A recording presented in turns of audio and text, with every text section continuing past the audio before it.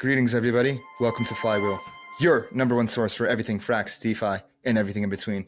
If you want to know what's going on in the world on chain, well, you've come to the right place. This is DeFi Dave here with capital K, and we are here to help you harness the power of the flywheel. And talking about a culture flywheel that spun into a whole chain flywheel, which now has sprouted an ecosystem flywheel. We just had on Smokey from Berachain. This is one hell of a pod. We go over everything from the lore of Berachain, how proof of liquidity works, how Polaris works, how they built their entire ecosystem from not just like a technical perspective, but from a BD perspective. This is really a treat, and this is really something that you'd want to stay till the end of the show for certain information. Kit, what are your thoughts on this one?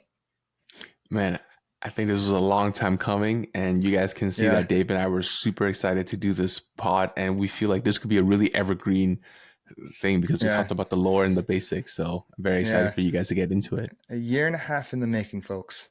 You know, this is a treat. This was a fun one. So without further ado, here's the pod. But before we go to that, make sure you go ahead, hit that bell button, you like, you subscribe. Leave us a comment. Let us know what you think on YouTube. Make sure you give us a follow on Twitter, TikTok, and Telegram at Flywheel DeFi. Go to our website right now, flywheeldefi.com, and subscribe for all the latest Frax and DeFi Alpha. You'll thank yourself later. Make sure you follow me on Twitter at DeFiDave22. You can follow me at 0xcapital_K. And let's get the flywheel spinning.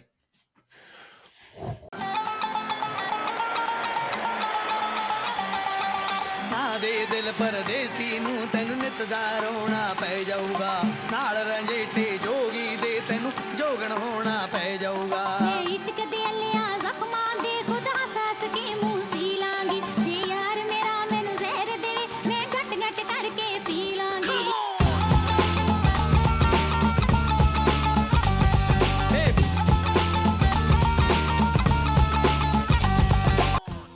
Do you hold ETH but don't know what to do with it? Want to earn those juicy liquid staking derivative yields but don't know where to start? Well, Frax ETH is there for you. Frax ETH is Frax's native LSD solution, allowing you to earn boosted yields in multiple ways on your ETH. If you want to get started, go to app.frax.finance and turn your ETH into Frax ETH today. All right, everyone.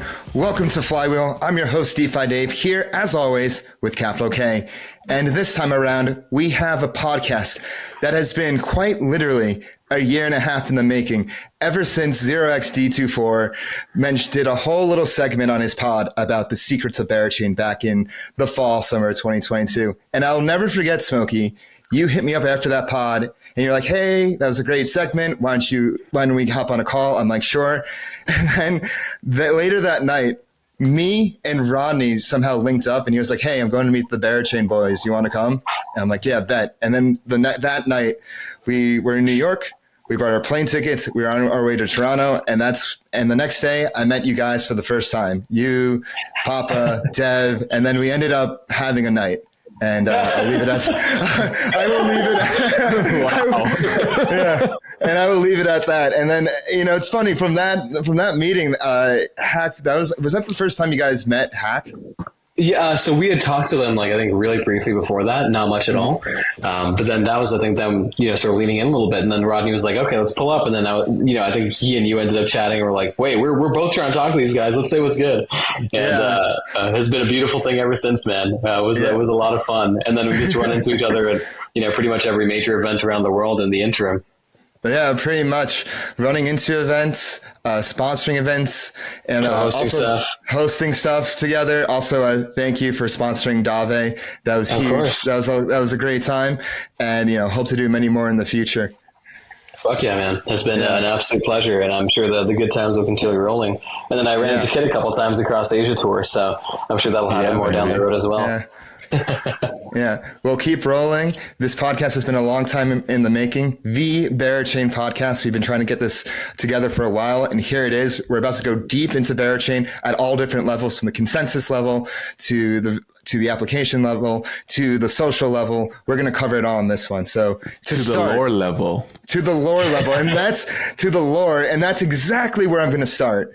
So, Smokey, what is the lore behind Berachain? What is the origin myth? How did it come to be? How did you go from pictures of bears smoking weed to entire new L1?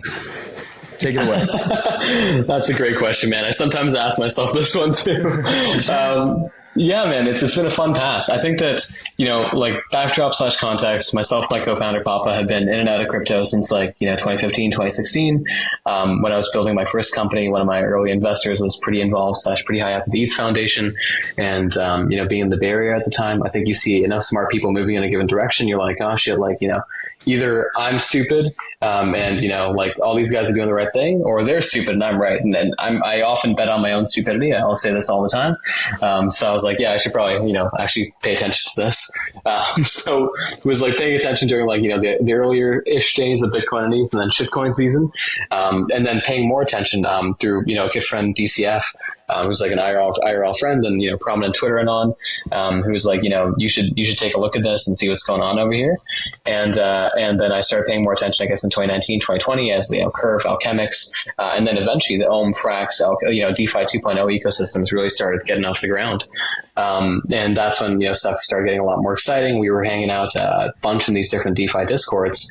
And I think at some point in mid 2021, Parallel NFT came out, when it was just super early days, even prior to, the whole game and, the AI angle, the colony stuff, all the stuff they're doing nowadays. And I was like, wow, this is super cool. Magic the Gathering, Hearthstone-esque kind of vibe on chain, really well done, high production value, etc. Was a cut above a lot of the stuff that we had seen. And Pop and I had been spending a lot of time in these different DeFi discords, and we just made friends, had fun in those communities. Even sort of the Frax community in adjacent places. And we were just it'd be kind of funny if we made some NFTs just for shits and gigs to see what happens, right? Who knows exactly where this will go, but it could be fun to see where it takes us. So we decided to make 100 NFTs of bears smoking weed. There wasn't really any aha moment behind that. We're just bear smoking weed is kind of funny. And that was really the impetus there. I wish I could say there was some bigger brain vision. There really wasn't. We just thought bear smoking weed were funny. And I accidentally uploaded one of them twice, which is why there actually ended up being 101 bears, original bears in the first batch, as opposed to as opposed to 100 exactly. A rare duplicate, or as we call it, the glitch bear that spawned its own lore of sorts. And then there were a couple honoraries for some close friends. And then we were just sort of off to the races. So we raffled them off in the Olympus Discord and a couple other places, and ended up with this community of close to 100 holders, because some people bought multiple. And it was interesting because you had this group of folks who were in many cases very DeFi minded, or were thinking about funky DeFi shit, but we're also risk on enough and demented enough to think that it was a good idea to buy NFTs of bear smoking weed. So that was sort of how it first came to be. And then over time, we just talked to more people. We saw the problems they were facing as they navigated their on-chain lives, if you will. And we thought to ourselves a lot, how do we push the envelope here a little bit? I think Pop and I have both always been builders and or founders by nature. We're not very good at being employed. And I think that, with that on the back end, we're okay, what's something funky we can do with this? And we're okay, why don't we, employ a familiar rebasing mechanism? Let's have these, these collections expand over time, right? Instead of just having a, standard at the time, 10,000, 10K profile picture drop kind of thing. And then we made the Bong Bears rebase into the Bond Bears. They're James Bond themes, with a slightly larger collection size. And then again into the Boo Bears, they were Halloween themed. Then again into the Baby Bears, they were Christmas / Boxing Day themed. Then Band Bears, because we used to have rap nights in the Discord every now and then where people would try to freestyle horribly. It was really it was cursed. And then there was the Bit Bears after that. It's there were 8-bit bears made in collaboration with some community members. So we just sort of went in all different angles. And along the way, I think we found that we were just growing this community base that had interesting ideas and interesting problems to solve. And we decided to sort of try to put two and two together and build something that actually addressed some issues that we saw. Because I think we've seen for so long in crypto the dominant narrative for building L1s or infrastructure to be, there's a professor at a given university who comes up with a funky new consensus algorithm, or some new scaling technology, what have you. And they're yeah, people want this. I'm sure of it. And maybe sometimes they do. But 9 out of 10 times, it's attempting to build a narrative around something that doesn't necessarily have a degree of market demand or PMF, but theoretically makes sense. I think in our case, we sort of built a community first, then used that to pathfind our way towards what a good product should look like. And that was sort of how, Bong Bear's NFT turned into Berachain, which is, an L1 that's, more than anything else focused on turning liquidity into security at the protocol level. And that's, sort of what brings me to this place today, along with a number of other wacky ones. That's really interesting. You basically had a filtering mechanism for super degen users on chain who were crazy enough to buy a bear smoking weed NFT while also being incredibly sophisticated in their strategies. And you basically just talked to them and heard their problems, heard their pain points, and were like, hey, we can actually make a better chain just from listening to them, hearing their problems, and then growing the community. And this is really interesting. You were community first from the get-go, from the very start. And from there, you're like, okay, let's turn this into a chain. Yeah, you got it, man. I think it was like, I think it's really interesting to see especially from a developer angle, as someone who themselves is not like very technical beyond, sometimes saying the right words. It's interesting to see, I know enough to get by, but I definitely don't know enough to keep up as I'd like to. And I think it's really easy to see developers like build in a little bit of a black box, right? And not actually end up talking to the end user, just because it can be distracting at some points. It can be, easy to just forget that there's like a light at the end of the tunnel there. And as a result, I think that for us, having that feedback and that close knit set of ties with our community really took us a long way, because what's also kind of, wild and exciting to see is that like these guys have just like, they've waited / been there over the span of the last couple of years as we've built everything out, right? They're like beyond bonded by like price action. It's like it's almost like frat hazing. Like they're just like, I don't know if they're trauma bonded, but like they've been together for a long time, and there's like actual like networks that formed out of that. And I do think that in many cases, the largest product that crypto can offer at times is actually that community / social angle, which was interesting to see here at the intersection of NFTs and infra to start, right? I do think that, there's many more things that can be offered beyond that. And, I think stablecoins are one of those things that's really cool. I think that, on-chain financialization, as you guys think a lot about, is very cool. But I think that we just, we try to pursue it from all angles in that sense. Yeah. And what you've really done a masterclass in is fostering community. Like you said, you developed this community that is with each other through thick and thin, through the highs and lows.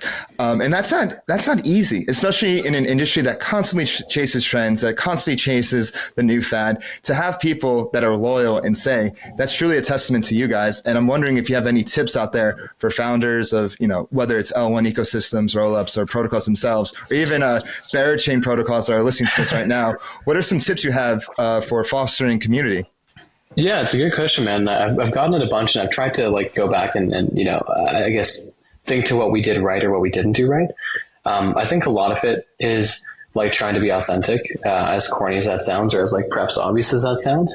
Like, I think a lot of people are like, oh, you got like wag me community, best thing ever. And I think that's bullshit. I think a lot of it does come down to, on one hand, seeding the community from the right places initially, and making sure that those seeds that effectively like plant the culture, or start its proliferation are like good ones, right? You want good eggs in your community nice and early, because they really will inform how other people, grow. It's like an exponential effect there. So I think that was a big part of it. And then actually like spending the time, right? And I regret that I haven't done this as much over the last like year or so, as time has gone more and more into building the ecosystem, into actually building the team at the foundation and like boots on the ground per se. But I think that, in the early days, we spent a whole bunch of time just like in Discord / voice chat with these guys. Dev would play Warzone with them and stuff. Like there were hours logged there, right? So you get to hear people's life stories a little bit.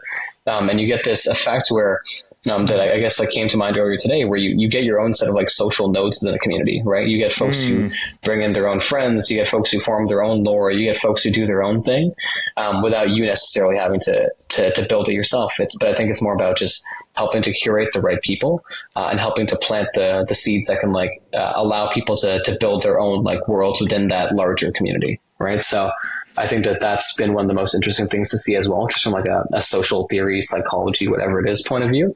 And I find fascinating from like the point of view of someone who was always on the absolute opposite end of the table, right? Like I was a scientist / and then like a VC by training. Like I wasn't like a, social, someone who understands like, social modeling, very well. But then it's just like, okay, cool. This is how like some of these network effects spread within a controlled group. So super funky to see.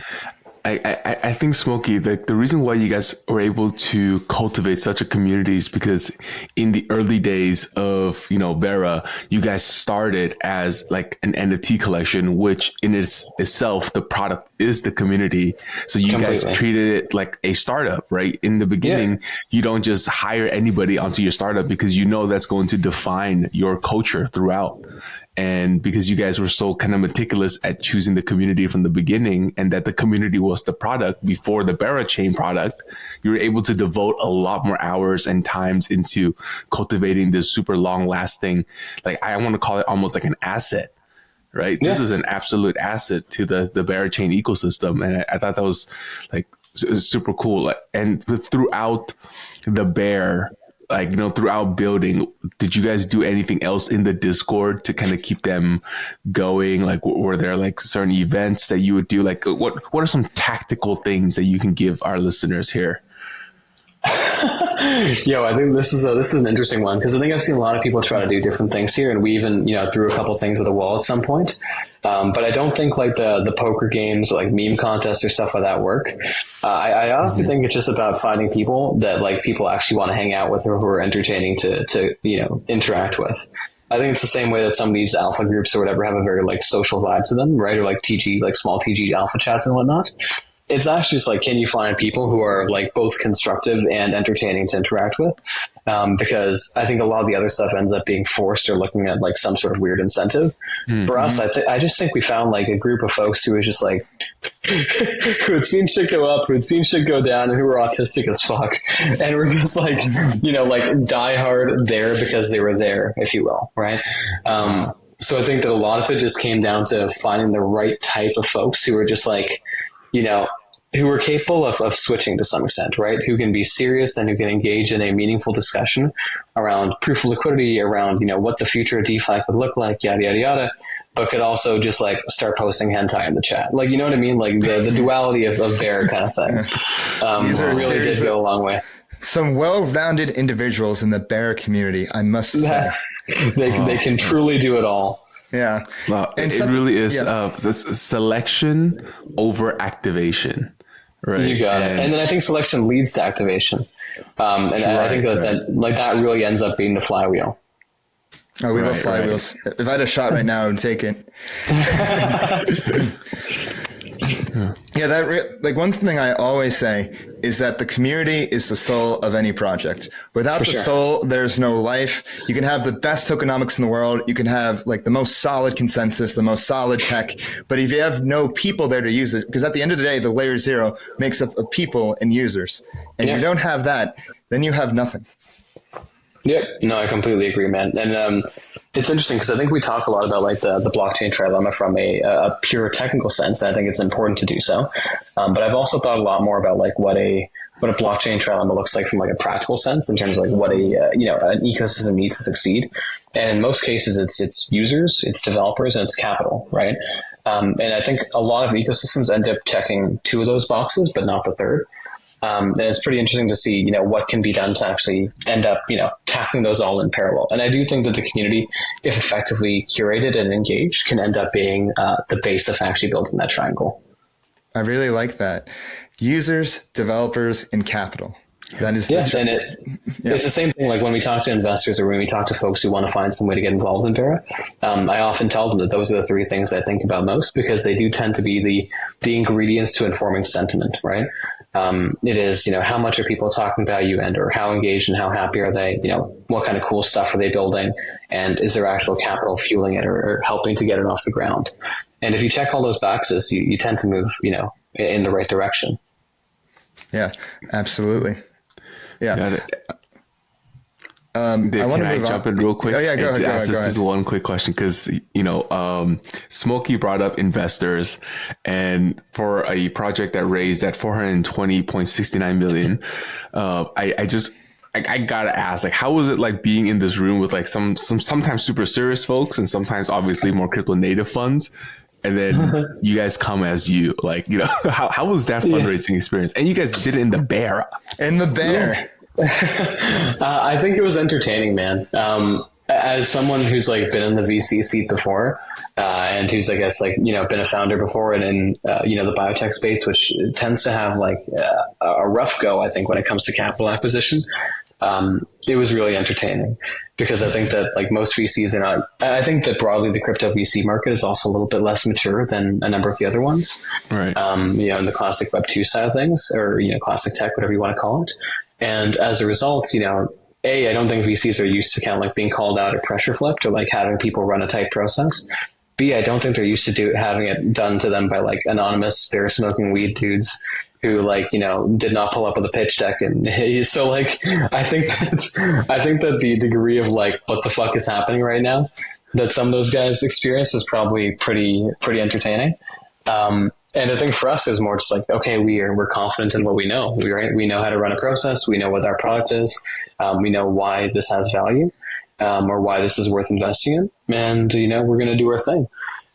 So it was definitely entertaining. And I bet it'll be even more entertaining down the road. Yeah, I'm just imagining the investment memos that must have gone through the investment committee, who then now you had to explain to your LPs on why you guys just yeeted a couple millions into some bong smoking bears. Oh, dude, no, the funniest one is that Ledger Prime bought a bong bear, like on their through their I guess like corporate accounts or whatever before they blew up. Like when FTX like rugged and then like they were like a large LP or a major LP, and then I was at a dinner in March in Denver, and people were talking, like they were like going around the table and they're like, yeah, like tell me about like your craziest, like your most like exotic bet kind of thing. And then a few people were like, yeah, I bought these JPEGs of bear smoking weed as like an attempt to like, to play like Berachain, and I was losing my shit. And then Shilling from Ledger Prime was like, yeah, like FTX is actually in ownership of this bear now. Like the creditors. And I was losing my shit, man. So we call that one bankruptcy bear. But like there's a lot of good shit in there. The bankruptcy bear. It's fate to be decided soon. Absolute funniest stuff. Best timeline, honestly, best timeline. Yeah, truly the spice of life. Now, I want to move on from the community to talk about proof of liquidity, which is really, the capstone of Berachain. And when I was looking into proof of liquidity, the thing that always came up, something that always comes up on our podcast is cost of capital. Stablecoins projects, they always talk about it's so expensive to have liquidity. We have to play all these different games, but you guys basically solved it by putting it right into the chain and it being part of the consensus. And actually, for any project that wants to access capital in a subsidized manner, they can just hop over to Berachain to do so. So let's get into proof of liquidity. What is it and how does it work? Yeah, for sure. So proof of liquidity is a stable resistance mechanism that basically, is the heart and soul of Berachain. It's a variant of delegated proof of stake, so it's definitely not too crazy and should be very familiar from like a user interface and validator interaction point of view. But the way the POL, as we call it, or proof of liquidity, actually works is that the only way to earn the native staking / governance token of the chain, which is called BGT or the Bear Governance Token, is by first doing the work of providing liquidity to the ecosystem, hence proof of liquidity. So the way that works is that Berachain itself is a fully EVM compatible L1. It's built on the Cosmos SDK, but very EVM front facing. And effectively has a couple of DeFi apps or DeFi primitives enshrined into the chain itself at the base layer, right? So there is a ambient liquidity DEX, there is a perpetual futures vault, and there is a stablecoin lending market that allows you to basically borrow the stablecoin of the ecosystem, which is one-to-one collateralized by USDC. So the way that this works is basically the only way to generate the staking token of the network, BGT, is by first doing the work of providing liquidity to either some of the pools on the DEX, the collateral vault for the perps, or by borrows on the lending market. So with that, it's basically trying to enforce a social or economic contract that in order for a user to be able to have influence in the chain itself, they have to have first provided something of value to the ecosystem, in this case in the form of liquidity. And what gets much more interesting about this over time, as I see it, is that while it starts with those, 3 contracts that I mentioned, or 3 primitives, over time, that can really extend to any application on the chain. And that's where I think like the crazy unlock comes for proof of liquidity, because any contract that effectively, is voted in via governance can become part of the set of gauges or the set of eligible, effectively smart contracts for emissions from the network itself. So you could be building a options vault, you could be building an NFT AMM, you could be building a social fi platform with fees, whatever it is. And you could basically then, propose a governance vote saying, hey, I'm going to propose that I push X amount of my fees or X amount of my emissions to BGT stakers. And in exchange, I'm going to be eligible for, I'm going to be eligible for emissions from the chain itself. And those emissions are actually determined via the validator set on Berachain, which is kind of cool because the first time validators are actually able to, influence the economic incentives or the economic outcomes of the network. It also does a whole bunch to combat stake centralization, because you actually have this, fully decentralized validator set, each setting its own incentives or its own distribution of rewards that then inform the overall network reward rates across some of these pools. So you can think of it as like each validator having its own gauges or its own set of curve/Frax style gauges that then contribute to one massive, gauge effectively that determines those network emissions. And each validator sets its breakdown of emissions. So it could say, okay, I'm going to push 20% to this pool, 40% to that pool, 30% to this pool, et cetera. And they effectively, each have their own incentives. So a user that might have a massive, position in a stable pool as an LP might choose to stake their BGT that they've earned with a validator that's in turn, pushing their BGT emissions towards that stable pool as a means of basically, boosting their own yield. So we see this as something that gets super exciting from like a game theory / economic design point of view as well, because it also gives protocols and users the abilities to, support that which they are most aligned with, even at a network and / protocol point of view. So yeah, man, in a nutshell, PUL is effectively, turning liquidity into a form of security and helping to power the applications that are living on top of Berachain, starting with those three primitives, but eventually ideally turning into, everything else. And I think the last part of that puzzle that sort of helps make it whole is that, BGT stakers who are actually securing the network and delegating to validators, et cetera, are earning fees from all the different primitives or all the different platforms that are being powered by the BGT's emissions effectively. And the goal is to basically, try to make that as cash flow positive as possible over time. And then the last thing being that at any point in time, people can burn their BGT one way into Bera. So they can basically choose between, on one hand, having, influence over the liquidity incentives in the network and influencing, where emissions flow and earning fees from the network itself. Or on the other hand, being fully liquid in the form of Bera and being able to sell whenever they want. So the thing is, you cannot market buy BGT. You cannot go and, just grab it on Binance. You have to earn it. It's effectively soul bound. Yeah, I really like that, honestly. And what is behind the decision to make BGT the way it is? Because, we're on the show, of course, we're familiar with VE tokenomics where people go lock their tokens and there's a time lock. BGT is just you earn it and there's only a one-way street and there's no locks. It's just one-way street. It's quite simple. What was the thinking behind that design? Was there any inspiration for that design? Go ahead. Yeah, for sure. And, we thought a lot about these VE systems as well. And, I think in earlier implementations, we were going to look to implement something like it. And then, of course, with zero shade on Frax or other VE systems, we were just I think that in many cases, it prolongs an inevitable outcome in some senses. Of course, you want people who are incentivized with the network for the longest time. But at the end of the day, you also, if people want to sell, let them sell, right? If people want to buy, make them find a way to add value so they can effectively buy. I think that was very much our thinking around it. And I think the best systems involve some degree of trade-off. I think that the other part that we very much do keep in mind is the legality of everything that we do, right? BGT is non-transferable. And as part of that, we try to make sure that when considering, different regulations over time, it's as safe as possible in that light. And that also, formed part of our decision there.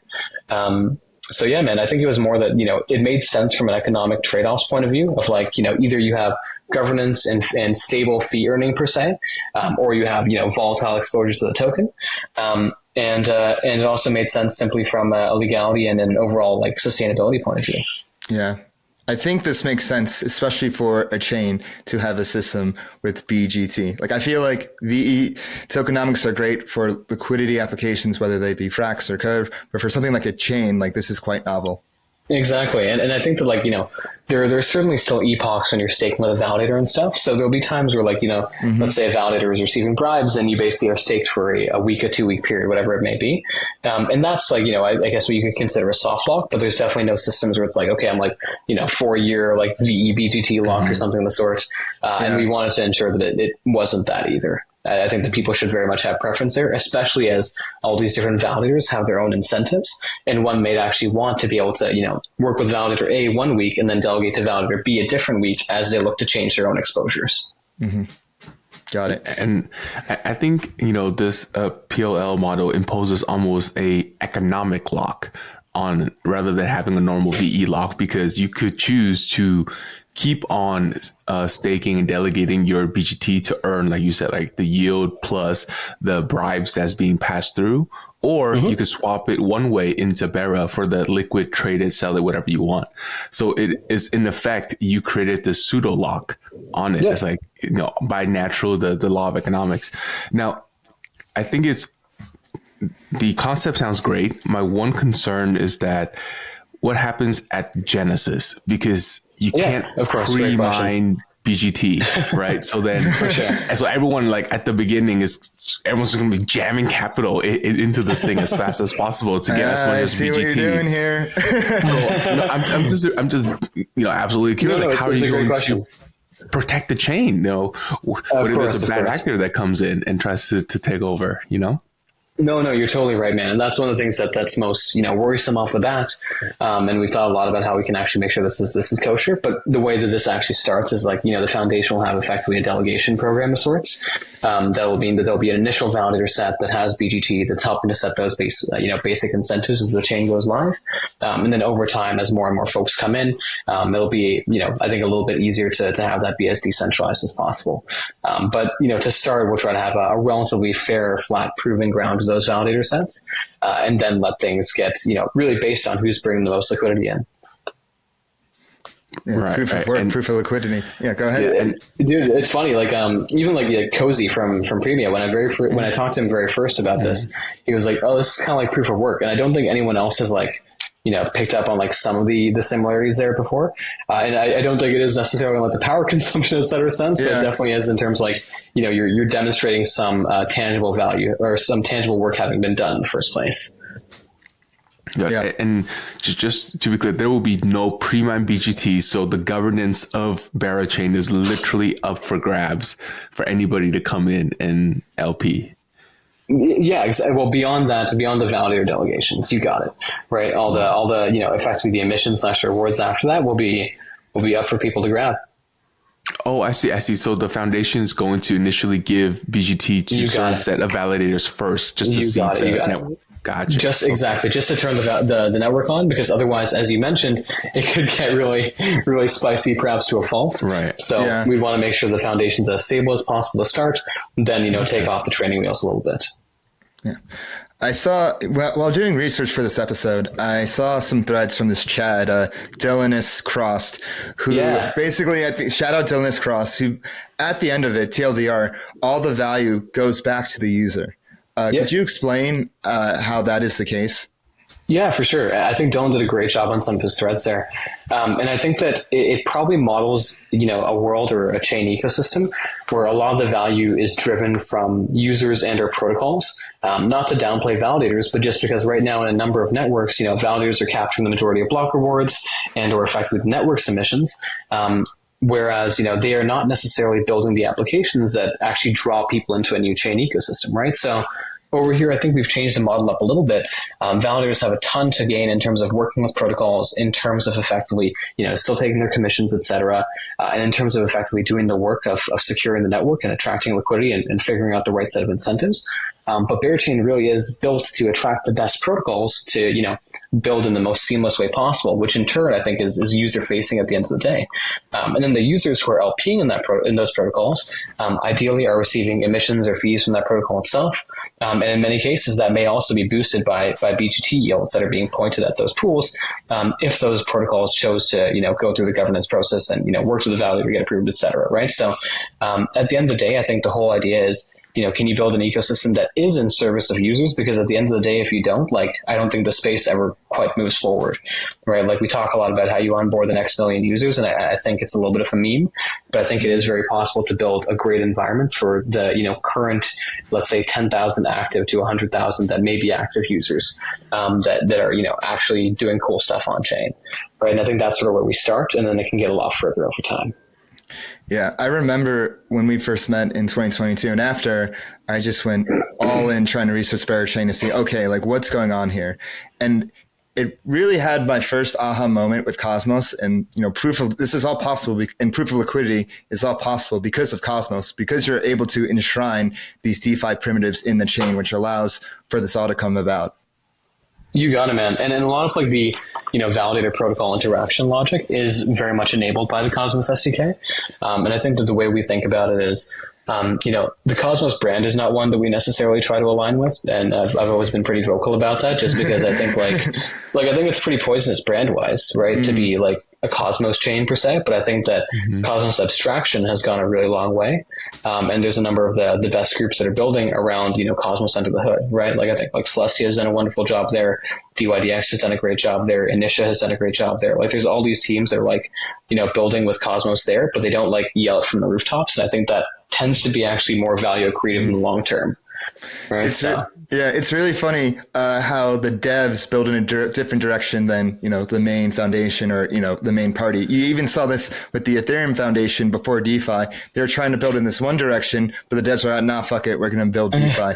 And so you see this repeat over and over again in different ecosystems. Oh, totally. Yeah. Right. And I think Cosmos has been perhaps a little bit overly guilty of having a lot of the right ideas, but very rough execution. In that, when it came to restaking, when it came to consumer chains, when it came to, roll-ups, there's been a lot of things app chains, a lot of things were done first in Cosmos, but not well for the vast majority of cases. And they're now starting to be replicated with ETH-L2s and other staking networks and stuff that I think are seeing much more adoption and better UX, which I think was also largely neglected. So, I'm not really, I think I definitely align a little bit more EVM wise in terms of how we think about our user base, our audience, et cetera. And, the devs that we'll work with, but I think that it's smart to not fade Cosmos from a tech stack point of view. Mm-hmm. And I just think it's so funny that everyone is we're ETH aligned, we're in ETH-L2, but then when you're we're built on Cosmos and we're modular, You got it. This is so funny. Yeah. But one thing about the validators I want to highlight that I thought was really clever when I dove into the docs was the BCV, which is the block capture value. And it's inherently a different way of saying MEV, but it's baked into every single transaction. And I could envision somebody building, say, a DEX that has a really large BCV allocation. So you basically built in a bribe for the validators to make sure to include any transactions out of this DEX is going to be in the block first, so that it's kind of MEV resistant, right? You just kind of pay it forward. I thought that was super clever design. Can you walk us through how you guys come up with the design down to that part? That's one that Dev Bear and the boys will probably be able to handle a lot more accurately than I will. But I think that there's a lot of cool stuff that you can do at the SDK level in terms of, ordering transactions within a block, and or having something effectively goalposted, if you will. So, stuff like block captured value, et cetera, could fall into that bucket 110%, right? But you also want to make sure that that's done in an economically sustainable way, such that you don't have validators censoring certain transactions either that do not actually, effectively capture value for them or the protocols that they're incentivizing. So that's why, try to keep things as friendly as possible, but nonetheless, have some levers in there that have that EVM plus angle, if you will, of being able to do funky stuff that's a little bit trickier to do in the normal environment. Yeah. Speaking about EVM plus, I want to, move down the stack to Polaris, to the infrastructure layer. Polaris, it's a module that allows any Cosmos chain to import the EVM that you guys built in-house. Could you, walk us what Polaris is, how it works? Yeah, 110%, man. So Polaris is effectively, our implementation of EVM on Cosmos. Our goal was really to initially, we weren't actually trying to go and build a new VM. We tried to work with Ethermint, which is, a stack that's been around since 2017 or so, has been in a few different hands. We just found that it was a little bit tricky to work with from like a dev experience / user experience point of view. It was a little bit clunky in terms of like a monolithic structure, so not very easy to abstract some of these layers as easily. And more than anything, there was a lot of incompatibility with a lot of like common EVM, tooling and infrastructure, right? So for us, we effectively have like very standard Geth RPC. So if you want to plug in MetaMask, Nansen, whatever it may be, block explorers, it's super easy to just like, drag and drop that kind of stuff, which really does tend to decrease the burden for validators. Not for validators, but for like applications and users. Then beyond that, we basically baked in what we call stateful precompiles. And stateful precompiles can, have been seen in different contexts and are perhaps tricky to describe off the bat. But one of my friends, Scott Sonardo from Argus, who's using Polaris as their VM for the game, actually had a really good phrase that he used once, which is like stateful precompiles are kind of like a cheat code for the EVM. In that, in our case, it actually allows you to access Cosmos SDK modules from within the EVM. As you can effectively call like a Cosmos SDK module, or like, think of it as a, Cosmos SDK contract while, within Solidity, right? But at the same time, it effectively allows you to add like a layer of pre-processing, if you will, to different things before you put it through Solidity. So you could use that to build something theoretically that could allow one to, write something in Rust or, WAS and what have you, and then actually like, push it through on the Solidity side. On the other hand, you could use it to like access the bank module or something you might commonly find in the SDK. And I don't think that we've explored those sort of limits yet. They have, good and bad things about them. They can be very powerful from like a parallel processing, a transaction efficiency, et cetera, point of view. But they can also be a little bit tricky at times from a DevX point of view. So the way that we really view them is like, they're a cool edge that we've got here. And there's something that, ideally along with the entire Polaris stack allows us to, really seamlessly connect the EVM and Cosmos ecosystems. But someone can also just choose to build or deploy exactly as they would in a standard EVM environment. It's really just about giving them that optionality to call on cool new stuff if they want to. And I think, as we sort of progress and as we, look towards enabling IBC, so on and so forth, the real end game and like what we really hope to be able to build with this VM is almost like a perfect base plate for a proof of stake chain. Right, it gives people the access to liquidity, capital, developers that they get in the EVM ecosystem, and the ease of use of Solidity, et cetera.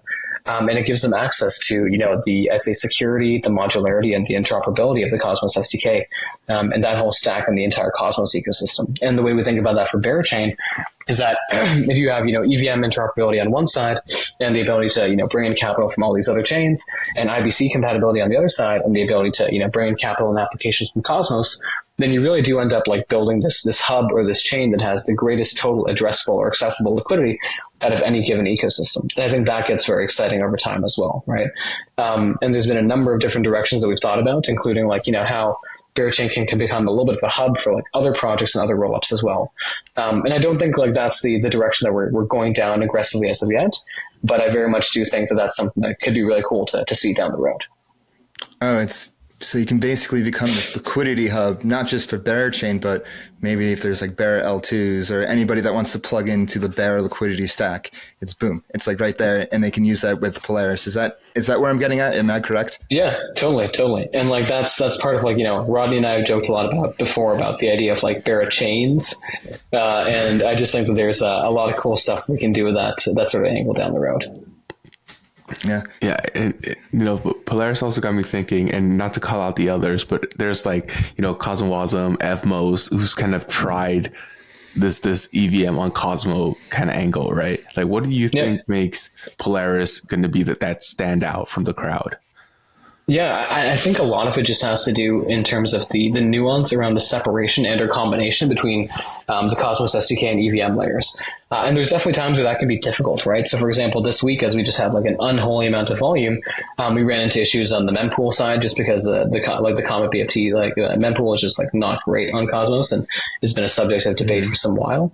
And there's definitely, things that can be improved there, and there's actions that are being taken.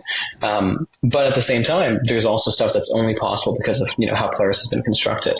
And while I wish I could go into the weeds super deeply on that, I know that I wouldn't do it justice, but what I would say is that, we believe that Polaris has been built to be more EVM equivalent or EVM compatible than any of the other implementations of EVM on Cosmos in the past. especially just in sort of like that ease of use / developer tooling angle. So whether that means that you can use Foundry, Hardhat, what have you, like people should be able to use all the tools that they've used in a familiar EVM ecosystem on Berachain without having to think twice about it. So I think it's very possible for one to build on Berachain without even knowing that the Cosmos SDK is involved in any way, which I think is like kind of an ideal like dev experience, while being able to have access to that resource set if they should wish. And we've actually even been able to show that you can build like OP stack rollups and stuff to Berachain. So I think also that degree of like interoperability with like the deeper layers of the stack hasn't been seen before. So sort of excited to explore that from all angles down the road, but want to make sure that all the blocks are filled on mainnet first. Yeah. So you mentioned, you guys are really pushing Cosmos to the limits, to its technical limits. In a way, you're forcing Cosmos to evolve because you have all this demand, especially what we've seen on your testnet. Wait, Kit, did you have any more questions? No, I'm good. No.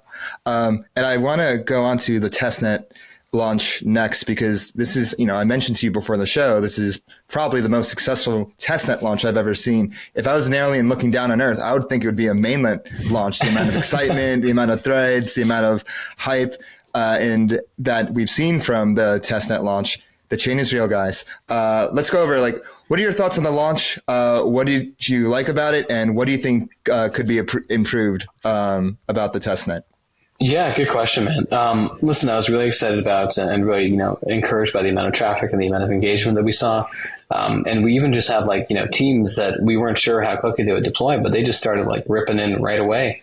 Even now, I think there's 15 plus groups that have deployed smart contracts, like that are actual builder teams and not just sort of spoof contracts that we're aware of over the last little while. And I was talking to Jay and the Waymont guys this morning, and I just saw them plop down some contracts. I remember we hung out in New York a little while ago. Yeah. It's been cool to see folks getting on there and starting to adopt it. Of course, I wish that things were a little bit more stable off the bat. At first, we just had, our RPC providers were partially, I think that we could have warned them a little bit better. And also we just did not expect the amount of volume that they had, but they had to double the number of nodes they were running for us and stuff. And then it was just, a little bit of firefighting along the way. So, listen, I wish it was a little bit smoother from having, I guess expected as much, inflow / load as we saw here. And we did a ton before. We hosted a private testnet with a number of teams, where we saw no issues. We did a whole bunch of network spam / node spamming tests. But there just wasn't much that we were able to do that. I think, replicated it to the same extent. So this has been, eye-opening in the best of ways. This is the time when we want things to break. Of course, I'm very much a perfectionist when it comes to this kind of stuff, and I'm not satisfied. I will not be satisfied until, we're up there with everyone beyond, I think up there with everyone, except for ETH. That's the point at which maybe I'll be all right, cool. We've done okay. But until then, I very much see it as the job's not finished, right? So job's not finished. Yep. Job's not finished, right? So that's I was just talking to my team about that, because even when we look at other testnets, we've, I think, blown most out of the water from a user interaction point of view. And transaction point of view as well. And I was just it's got to be all bots. And then we actually looked through the data, and it's no, there's hundreds of thousands of real users, which is, kind of terrifying. And I'm sure some of them are just farming, doing quests, whatever it is. But I also think that's a meaningful deviation from what we often see. And I just hope that we're able to carry through that excitement and improve on products going into mainnet. Yeah, these are good problems to have. This is way more than we expected. Exactly. You gotta double up. Yeah, exactly. Kit, what are you thinking? I tried to play with it yesterday, and the faucet worked really smoothly, and the onboarding I was very surprised that this was a Cosmos chain. So it really did live up to that. I plugged in with an EVM wallet, and I was because the moment I heard the word Cosmos, oh my God, here it goes. Here it comes. Kepler from hell. This is the Kepler from hell situation. This is one sidebar. It took me forever to figure out which block explorer to use to find out where my transaction went for another Cosmos chain that I was using. I was how is this possible? and then there's a ton of these too. So each one of them has their own shit. Anyways, I tried it with Bera, super smooth onboarding. Love that. No. Super sweet faucet drop. The issue I bumped into was when I tried to LP and swap, I kept getting an error, right? Yeah. And I was I don't know if that's because the mempool thing that you were saying, or is it because of? Yeah, partially. We've been doing a whole bunch of different stuff in parallel. On one hand, we were just basically removing some stuff from the node logic and actually like pushing it into like the application layer logic. And then we were also like doing some work on the DEX router as well to make things a little bit smoother.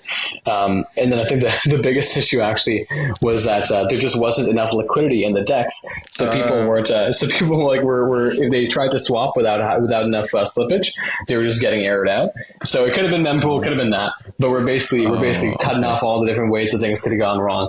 So we were doing that. We were updating the perps liquidation bot. All that kind of stuff was just adapting for volume. Okay, I see. Because as any true DeFi user worth his salt, you can't just give up on a simple swap, right? So I try to go with the other route. Keep going. I was like, why is it not working? Exactly. I was like, let me try to now LP it single-sided instead of swapping, right? But then I still got clocked with an error there too. So I was like, okay, I don't know what's going on. It might have been at the time we were flushing the mempool as well. There's a point where we were just like basically trying to clear out all the old transactions, then scaling down the, effectively like scaling up the gas, like basically just fucking around a whole bunch of the validator config in an effort to basically just flush the whole network. And then that was probably blocking a whole bunch of stuff from happening. So we'd actually turned off the faucet for some time and only like stealthily had it on at some points such that could happen. Okay, I'm glad you stealthily have it on, because that was the only way for me to interact with Berachain right now to make sure that I, qualify for the when token situation. Of course, go to the faucet and just claim, because that's the only interaction I can have. As the man of culture does. So Smokey, I have a question when it comes to BD, with this testnet launch. You've had all these different projects, I believe it's like over 100 projects waiting for this launch. And, you guys have been in development for the past year and a half more. How were you able to do BD and keep their attention? And I know it requires a lot of patience on their part because they have devs, they have payments, they have things they need to cover. How were you able to keep their attention and basically, cater to them over the past year and a half? Yo, I have no fucking idea. No, I'm kidding. It's one of the questions that the team and I joke about the most.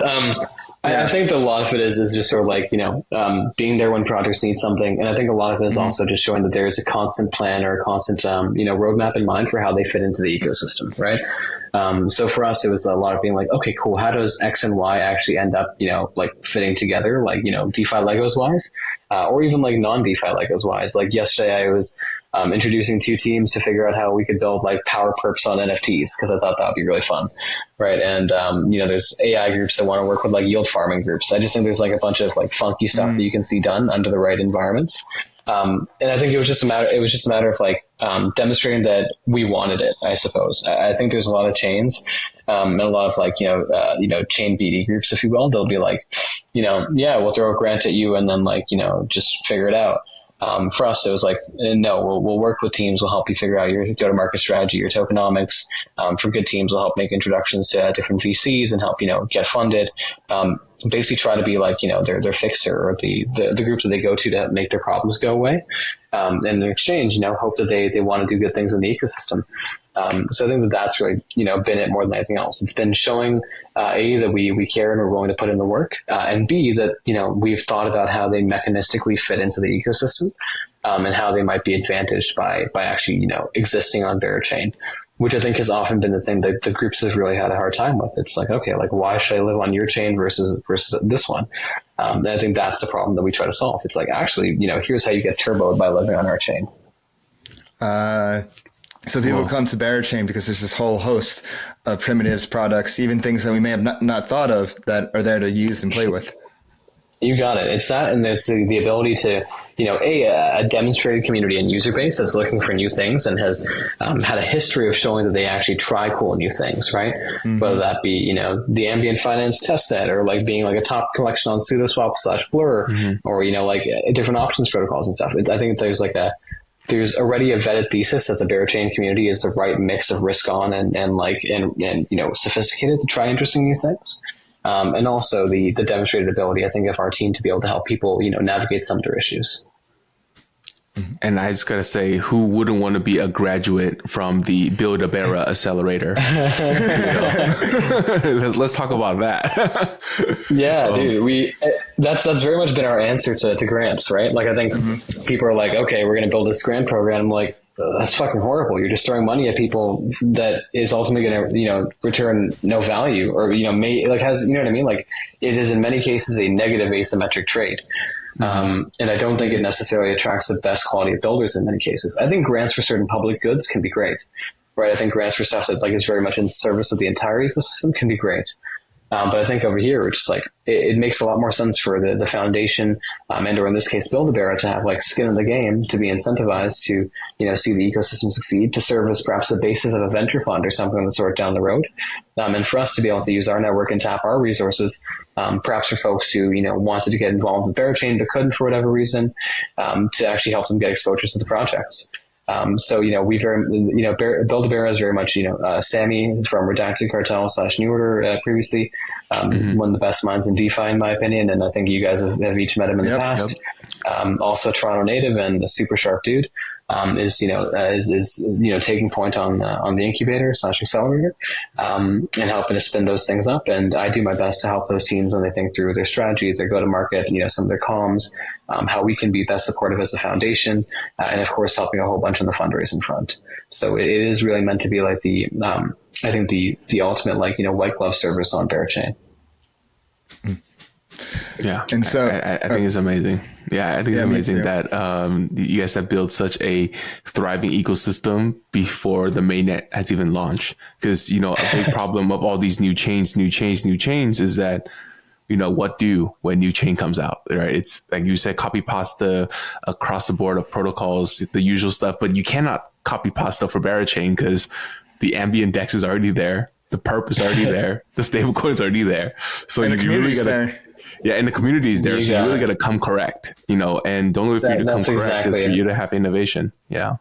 That's exactly it. And you hit the nail on the head there, Hit. It's on one hand, those primitives are there because they allow us to, bootstrap deep BDG generation in a safe manner, and to effectively produce that in a way that we know it's not a third-party contract that we have to worry about too much, and super battle tested, et cetera. But it's also, to prevent the 6 to 12 months of Ponzi bullshit forks. We don't need another, UniV2 fork that doesn't have anything different. We don't need another, Aave fork that doesn't do anything, right? It's more, how do we actually encourage the people who succeed in the ecosystem to be the ones who are, pushing the bar forward, who are building stuff like the BAMM, you know what I mean? Funky, cool shit that we want to see moving the space in the right direction. Yeah, that actually leads well to my next question. Smokey, what's on your DGen wish list? What kind of novel DeFi primitives do you want to see on Berachain? Use your imagination here. We want to hear it. That's a great question, man. I think that one of the things I'm most bullish on, just because I think it is ultimately a source of massive PMF for crypto, is leverage on shitcoins. I'm very bullish on different angles that allow you to get some sort of crazy leverage on shitcoins. Because I do think that you saw the recent sort of I don't even want to know what to call it, the animal coin economy, bro, like Toshi and or WIF and so on and so forth. I think that if before Bybit, before all these groups start listing perps, I think that could be very cool to see what happens with those on chain. And I also think that extends to NFTs as well. And that's also just because I'm a bit of a degen at heart, even though I'm no longer a good trader. I think that kind of stuff is cool. I think that an idea that we've been playing around with a little bit, and I'd love to see someone do right. And, we're starting to talk to a couple teams that might be working on this and, or start incubating it. Is this idea of something that's AI X yield egg. I'm very naturally bearish AI and crypto stuff in terms of I think a lot of it's just kind of vaporware / scammy. But I do think there are a couple teams that are building pretty legit stuff. And the idea to me of a yield farm or effectively an auto farmer / yield aggregator that takes in a certain set of inputs around risk parameters, et cetera, then analyzes a whole bunch of contracts, their previous on-chain data, holders, transaction volume, so on and so forth, changes in APY across given timeframes, and then helps cycle your capital to the best source of yield across the chain. Sounds like something that would go ridiculously hard if done correctly. easier said than done, especially when keeping in mind like adversarial like approaches there and like, you know, how bots might try to gamify that or whatever. But I think like if done right would be like a fucking top 10 DeFi project. Yeah. Right. It sounds like an on-chain arms race about to begin. Exactly. Right. Like, so I think that kind of stuff is super cool. And then I still don't think anyone has quite done. I'm excited to see stuff in like the volatility trading space come online. Mm-hmm. So like I'm just excited for stuff like Gamma Swap and like, you know, groups that are building around like vol trading, because I think that if there's one thing that crypto has, it's a fuck ton of vol. I think that, you know, that and its derivatives will be very interesting. And then, yeah, I think I'm just broadly excited in things that enable novel forms of speculation that have not existed before. You know what, like one other thing that's really wild is, and this is like, you know, often like a very like cold take, but I'm excited to see like better insurance primitives. I think that that's often really downplayed. But I honestly think that if we all want like, you know, meaningful scales of capital to exist on chain, holy fuck, we need better insurance. Yeah. I saw a tweet the other day, today, that said something along the lines that, you know, DeFi couldn't get insurance. So then Eiger Layer came in to take advantage of it. And I was like, that kind of guys me thinking that it's somewhat true. But yeah, what are your thoughts on insurance? I'd like to like dive into that more because people have not talked about that at all. Oh, dude, like I just think that right now there aren't any like groups that have, you know, meaningful incentive models that actually make sense. And I don't think it's very easily, you know, it's not easily done either, right? Like insurance in the real world makes a good bit of sense because you actually have, you know, like fairly statistically predictable risk parameters. You have perhaps on average a much larger group that you're addressing. Like there's a way for insurance to be profitable. It's very difficult for insurance on chain to be profitable right now. So I understand how that can be quite tough to build around. And I do think that some of these things like effectively like, you know, like effectively friendly front running type solutions are interesting to see in terms of how that might actually like work down the road. So I don't think I have any massive ideas there as of yet because just incentive model wise, it's kind of tricky. There's one or two groups that are working on things that like, you know, effectively allow you to build like a sandbox chain that has like a keeper network that allow you to roll back the chain to a state before a hack happened, for example. In the case of an event and stuff like that, like there's some pretty cool teams called like Firewall/Pilot and stuff like that. That I could, you know, definitely see moving the bar forward. And, you know, there's other groups that are trying to, you know, use Move, for example, to really like minimize the risk of like reentrancy issues and so on and so forth. But I still think that for the EVM environment, you need like a really killer, like, hey, this is how we are sure that we do not get fucked if I put like, you know, $100 million in this protocol kind of approach. Yeah. I wonder if it's because there isn't enough data yet, or if it's not at scale yet. And like, once we get enough data and we reach that scale, then it'll give the opportunity for insurance to really come about. It's entirely possible, man. And it could also just be like a language sophistication point of view. I'm really not sure. And it could be something on the MEV side as well, right? As in if there's a way to, you know, have like friendly front running solutions, and maybe that actually does it. Like that's probably the side that I'm most bullish in so far. But I cannot pretend to know enough about the entire space or have gone deep enough to speak with any level of like, you know, meaningful authority there. You know, I want to double back to the BD question because like any good researcher and DGen, you got to do your due diligence. And I obviously went to the careers page of your Berachain, and I noticed that one of the requirements on there was that, you know, for the BD lead was you got to be connected with Web2 brands and enterprises, as well as across media and gaming, not just DeFi and finance. So, you know, could you share a little bit about your aspirations that are outside? My man did his homework. DeFi? For sure, man, for sure. Yeah, you know, I think that things get pretty exciting over time. I think that, you know, for us, it matters a lot to be able to scale beyond DeFi at some point because, you know, I think that we are a T-shaped ecosystem. I think that we are best built to serve and you know, to enable DeFi users and DeFi applications. But I do very much also think that down the road, and, you know, there's already plans for this in place. We want to be able to have other angles too, right? We have backgrounds that are like relatively trad, and, you know, a number of the folks on our team have strong backgrounds from, you know, finance/trad tech. And I think there's other, you know, perhaps interesting applications that we can enable at the value transfer layer, whether that be for RWAs, whether that be as a settlement layer for gaming, whether that be as a, you know, value transfer layer for different NFT, you know, like that's different NFTs that are represented from Web2 brands, what have you. But we have to think about that corporate angle over time if we want to scale as a company and as an L1. Because I think otherwise, you sort of pigeonhole yourself a little bit too much. So we actually recently brought on someone in that role. His name is Adam. He's fully doxed as one sort of needs to be in that role. He previously, led all of Amazon's like digital natives and hot startups programs. I should say AWS's. So was dealing with 3,000 plus, startups across different verticals.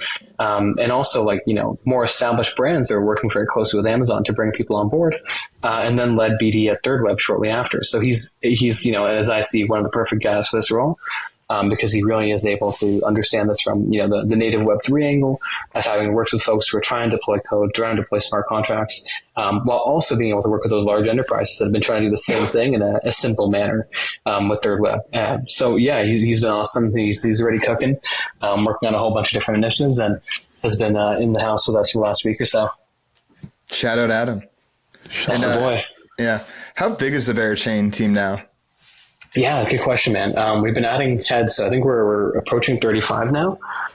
So, still, I don't think big by L1 standards, like pretty small by L1 standards, but nonetheless, there's more heads and the office is getting more crowded. Yeah. And, what do you think, long term, what will be the keys to Berachain success? Ideally, like a few years from now, Super Bowl case scenario, Berachain, top 5 TVL chain. Like, what are your aspirations for Berachain? What does a Bera world look like? Yeah, great question, man. Look, I think a perfect world for Berachain is one where we have become the ideal sandbox or the ideal place where people build things that are new, that are exciting, that are getting off the ground, right? I think it's always very difficult to displace ETH in the long run.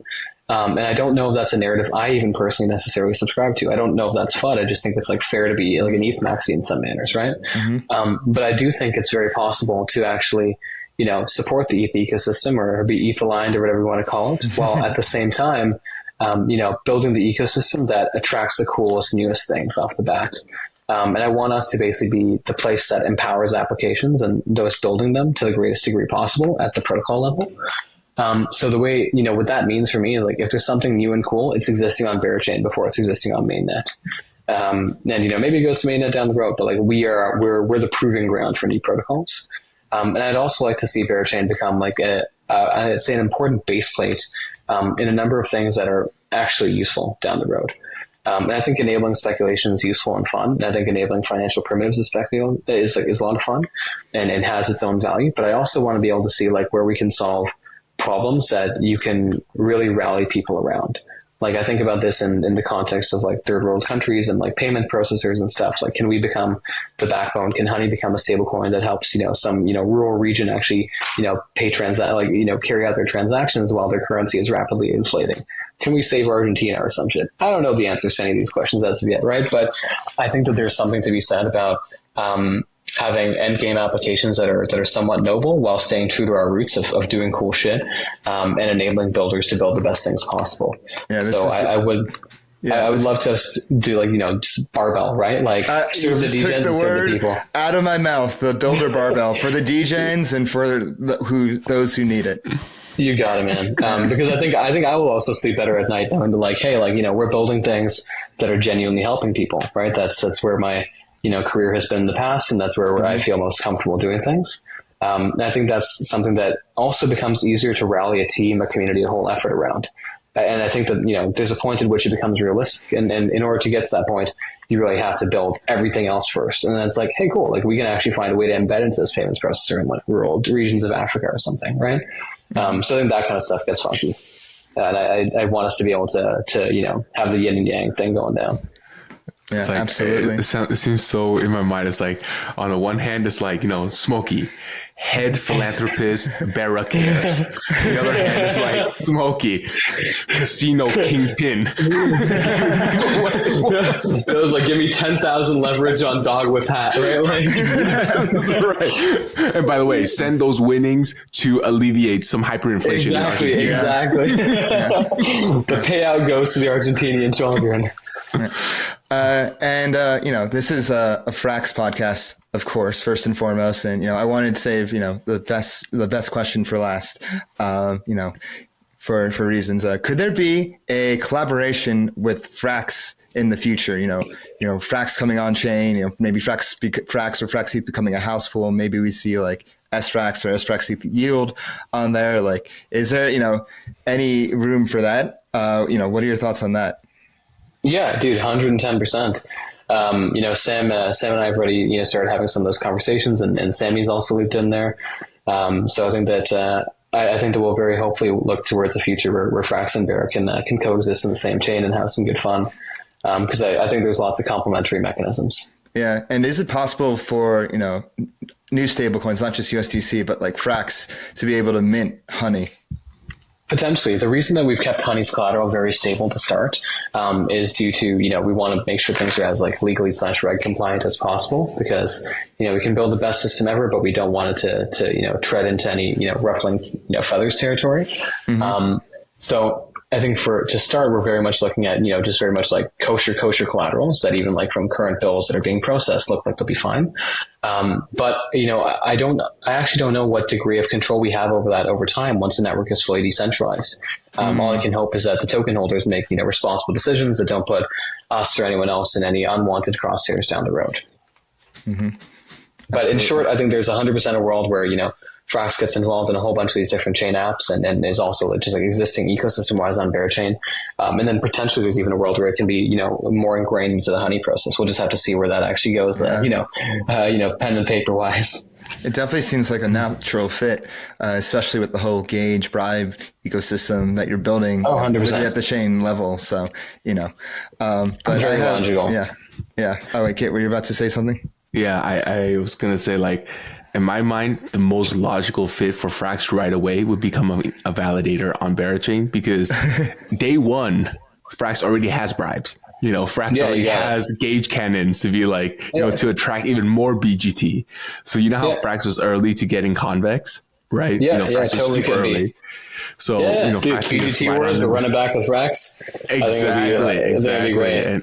Dude, and General Sam Kaz right on the forefront right there, man, it's already cooking. Plus the strongest stable coin. It rhymes. Yeah. I got no doubt, man. Yeah. And I think we'll also see about bringing the whole Curve ecosystem over. Like, Mr. Block and some of those other folks are on the cap. Right. Sammy is obviously super close to them. So I think there's obviously some good potential for overlap for those sorts of fun primitives on Bera as well. Mm-hmm. And I got one more question before we go to the lightning round. And it's simply, when mainnet? We're shooting for mainnet Q2 this year, sir. So we're gonna be Q2. Gonna be ripping. You heard it here, folks. Q2. We're ripping, and we're gonna do. No pun intended. We're ripping here. we very much are, man. My mind just thinks in puns. I can't help it. I cannot blame you. I cannot blame you at all. I walked into it, man. But we're really excited for it. Just getting all of our ducks in a row, making sure that we got finishing touches on stuff from an audit point of view, making all the upgrades we need to handle volume. Hopefully not as much volume, but handle volume, and then just let the thing rock. Yeah. Hell yeah, absolutely. Smokey, thank you so much for coming on. Before you go, we love to do a lightning round at the end of these episodes to get to know, the man behind the chain. So please. Yeah, Kit, go ahead. Just to kick us off to learn more about the man behind the bear. First question is, when did you first touch the blockchain? What was your virgin crypto experience? But sex doesn't count. It was 2015, I believe, and it was buying ETH, and that was like OTC through a friend, effectively at the time. I was just like, "Yo, okay, let me buy some of these Ethereum tokens. They sound pretty cool." I was buying like 2K of ETH or something. Nice. And the second question: what is your favorite off-chain touch grass activity, hobbies, and interests? Oh my God, man. It's been a while since I've done some of those. I have a dog. I probably enjoy spending time with my dog nowadays a fair bit. And then beyond that, honestly, just doing some stupid shit with my friends, mostly just getting a chance to catch up with people outside the world of work. Mm-hmm, cool. And what would be some advice to your younger self? Oh my God. Too much. No. I think that the one thing that I try to really live by, and I'd want to enforce this, is to maintain, to never be too serious. because I really do think that the people who take things too seriously are really fucking lame. And I think that's the last thing I'd want to be. So, like I think to remain unserious and have fun with things, but remain still silly. get the shit done. Remain silly. Yeah. Honestly, stay silly, kids. That's sort of where my head goes. Yeah. And for me, it's if you weren't in finance, VC, crypto, or biotech, what would your professional career path be? Oh, that's an interesting one. I was thinking about this a little bit more recently. I think of things a lot in the scale of impact, and just what I can do that is good and interesting and fun. And I've thought a lot about what an accelerator or a human accelerator for younger kids would be, because I find that a lot of the folks I know that I'm most impressed by got their edge really early. Like they started working on something where they're 12 to 15, and then that just compounded like fucking mad.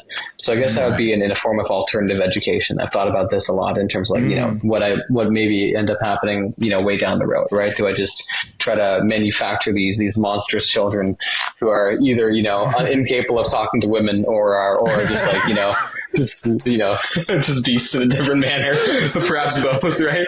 It's not build a bear, it's build an create, autist. but cannot procreate. Exactly. It's single direction. So I think all those, I think a lot about just when you think about what maximizes shots on net for doing cool things, and are making good things exist in the world. I think a lot of it is coming down to giving other people the opportunity to do so. So I believe that when you think about that from almost a portfolio construction point of view, an accelerator and or a training program for kids who are young and can help to work on hard stuff early, feels like a good way of channeling that. Ripping the weed, educating the kids. That's honestly the most egalitarian, utilitarian answer we've gotten on the show. So kudos to that. I try, man.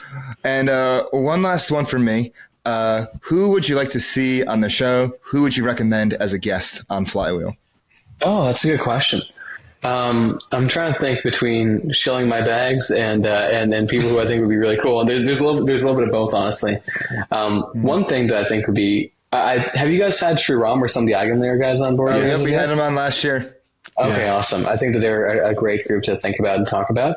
And I think another group that would probably be pretty cool to look at, I think you guys would enjoy talking to Ryan from Exponents Phi. He has built one of the largest DeFi projects that there ever was before, and now is building something that I think could be very interesting from a PMF / building the next generation of crypto point of view, in terms of incentive mechanisms, and also in line with my thesis around leverage on shitcoins. So I think that Ryan's a very cool mechanism designer, and he's someone who could have a cool interaction with y'all. He's also based in Korea, so. Oh, no way. Okay. Yeah. All right. I like this because it really piques my interest, because he just gave just enough information. It's all right, what the fuck is he cooking, this guy? So anyways, Smokey, thank you so much for coming on. Could you give your socials and Berachain socials before we head out? Yeah, of course. You guys can catch me on Twitter at Smokey the Bera. And that's SMOKEY, and then THEBERA, and then Berachain is twitter.com/Berachain, same deal, discord.gg/Berachain. Those are the best ways to catch me. Yeah, you heard it here, folks. Smokey from Berachain, thank you so much for coming on. We hope to see you soon. Okay, thanks for having me, guys. Thank you, brother. Greetings, everyone. Welcome to the post game. I'm your host, DeFi Dave, here as always with Capital K. We're wrapping up a fantastic interview with Smokey, one of the co-founders of Berachain. And this podcast was so down our alley, honestly. It hit basically all the points that we love to cover, getting in deep into the protocols, I might say, getting deep into the chain, getting deep into the ecosystem, basically the full stack. Smokey just lays out the full stack on how to run an ecosystem, and it was really impressive. And I feel energized after that pod. What about you, Kit? What are your thoughts on this one? Bro, I felt this is one of our, I don't want to pat ourselves on the back, but I'm going to pat ourselves on the back and said that we had such a good flow on this one. We started with the lore to kind of build that initial momentum and vibe. Then we got down to brass tacks of what the hell is proof of liquidity. Then we started going further, expanded, how do you do this with the whole ecosystem? And then we kind of ended at the end of the day with, what about Frax into all of this? So I felt it was classic. Honestly, it was one of our best flows, in my opinion. Yeah, I think we were very thoughtful and intentional. We did our research. Like I said earlier, this has been a year and a half in the making. Right. I feel like there's this lore between like us and Berachain that is intertwined, and like finally we're on the pod, and I'm excited to see like what happens in the future in that regard. But yeah, what are some just for context? Their event in Korea was so lit. That's all. That's all. You must go. Event, you must go to the next one. It was a night. Yeah, no, we've been hosting events with them like all around the world. They've been, huge supporters on the social front in that regard. So shout out to them. But back to the interview, what are some of your favorite parts? Like what parts really stuck out to you? I think what really stuck out to me was how they started as an NFT collection, and obviously that sounds so obvious because that's the fact, but people didn't recognize what that implies is that their product was community, and they crafted that from the very beginning, just like how like a startup would, to make sure that the culture is correct. And earlier I said in the pod, it's like selection is kind of better than activation. And the way I said that, the reason why I said that is like activation is like, hey, meme contest there, or let's do some kind of fictitious surface level game night, or some kind of like really not deep connected stuff. So that is like really low level, cheap activation. Whereas Smokey and the boys, they started with really high level, selecting the right people to be in the group, and that just kind of propelled itself. Yeah, that was my main takeaway. Yeah, absolutely. I think for me, it's the focus on BD and like their aggressive growth strategy. The trilemma he put forth of users, devs, and capital. Like if you want to have a successful chain, a successful ecosystem, you need to hit all three. And I think a lot of chains hit, like you said, hit two of them, but Berachain has really been focusing on getting all three of them. And you see that show. You really see that show with the users and devs with their testnet launch. Once the mainnet launch comes in Q2 and we see the capital flow, and we'll see if it like really pans out. But I think that they're really well-rounded, like all overall, whether it's the community members they have are well-rounded, whether it's the builders they have in their team are well-rounded. They're really thinking about building an ecosystem in a really holistic perspective, and you don't see that often. Usually just we're building on this narrative, we're building on this technical thing or that and that. And I think that's what really separates Berachain apart, and I think that's why I was excited about them ever since I met them way back in September 2022. Yeah, I think you're spot on, bro. And it's like it's almost like the case in point of DeFi / crypto, like innovating, right? This is not just another copy pasta L1, right? This is clearly like Berachain is standing on the shoulders of all else that came before them. And I think this shows that, we are advancing, we are getting forward, and things are not just kind of stagnant. So that's also exciting to see. And also crossing the chain, right? Crossing the chasm to going into a Cosmos mixed with an EVM and potentially possibly touching some staking action. Yeah. It's interesting. Like at heart, you can tell that Smokey is maybe a little bit Ethereum maxi, Ethereum aligned. But in terms of a builder and thinking about, hey, how am I going to build this chain? You're like, oh, I got to go to Cosmos. Even though I hate it or not, whatnot, like got to go to Cosmos. And then it's like, oh, how can I improve Cosmos? How can I push the bounds of Cosmos and still be Ethereum aligned? Yeah, it's so funny. It's like we're ETH aligned and we're built on Cosmos. But exactly. And I guess what's one part of this interview that surprised you? Part that surprised me. Let me think about this. How about you go first? Let me think on this one. What surprised me? Surprised me. I know the fucking FTX bankruptcy bear. That story's hilarious. Yeah, I would have never thought that would have happened, but it makes sense with this.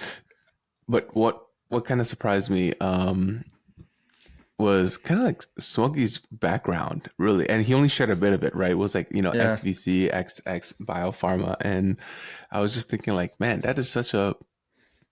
It makes sense, right, to have that background for someone to start something like Berachain, but I I definitely do wonder, like in the early days of the Bera NFT Discord, like what was that like? What was the vibe like back then for them to talk be about like, a barbell human being. You have like the yeah. DGen, super silly, and then you have like the VC biotech serious, and then you get Smokey.